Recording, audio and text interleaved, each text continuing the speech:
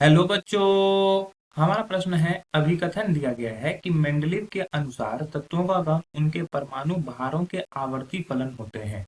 और कारण दिया हुआ है, मेंडलीव ने एल्युमिनियम के नीचे तथा सिलिकॉन के नीचे खाली जगह को छोड़ा तथा इन तत्वों को एका एल्युमिनियम एवं एका सिलिकॉन 5 ऑप्शन दिए गए हैं। एक ऑप्शन सही है। चलिए समझते हैं इस प्रश्न के उत्तर। अगर बात करें इस प्रश्न की मुख्य अवधारणा की, तो मुख्य अवधारणा में हमें सीखना होगा आवर्त सारणी के बारे में। ठीक है, आवर्त सारणी, वो भी किसका आवर्त सारणी? मेंडलीव का आवर्त सारणी। ठीक है, मेंडलीव। तो आवर्त सारणी क्या था?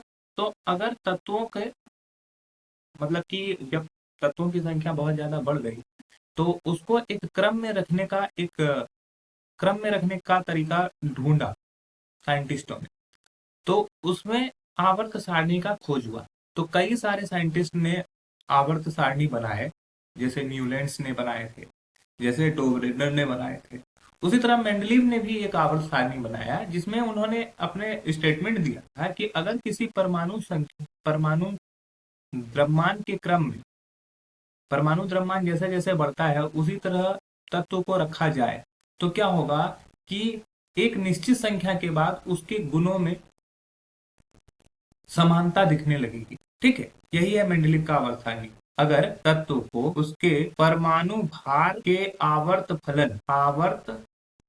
फलन सजाया जाए तो एक निश्चित संख्या के बाद उनके गुणों में समानता दिखेगी। उनके गुणों में समानता दिखेगी। ये स्टेटमेंट था। तो पहला जो दिया हुआ है, मेंडलीव के अनुसार तत्वों का गौण उसके परमाणु भारों के आवर्ती फलन होता है, ये बिल्कुल सही होता है। ठीक है, क्योंकि परमाणु भार के हिसाब से जब सजाया गया तो ये मेंडलीव के अनुसार दिया गया था। तो हमारा जो एसर्शन है, अभिकथन है, वो बिल्कुल सही है। दूसरा है कि मेंडलीव ने जब आवर्त सारणी बनाए थे उस समय मुश्किल से 63 तत्व ज्ञात थे। ठीक है, 63 तत्व ज्ञात थे, लेकिन मेंडलीव को पता था कि और भी तत्व का खोज हो सकता है। अतः उन्होंने क्या किया, अपने पीरियोडिक टेबल में कहीं जगह पर खाली स्थान छोड़ा। ठीक है, खाली स्थान छोड़ा। तो ये जो स्टेटमेंट दिया हुआ है कि एल्युमिनियम के नीचे और सिलिकॉन के नीचे, तो एल्युमिनियम के नीचे और सिलिकॉन के नीचे जो है उन्होंने क्या हुआ, खाली स्थान छोड़ा। ठीक है, खाली स्थान छोड़ा। ठीक है, उसको यहाँ पे एका एल्युमिनियम बोला गया, यहाँ पे एका सिलिकॉन बोला गया, जो अभी के समय में वो गैलियम और जर्मीनियम है। ठीक है, वो गैलियम और जर्मीनियम के नाम से फेमस है।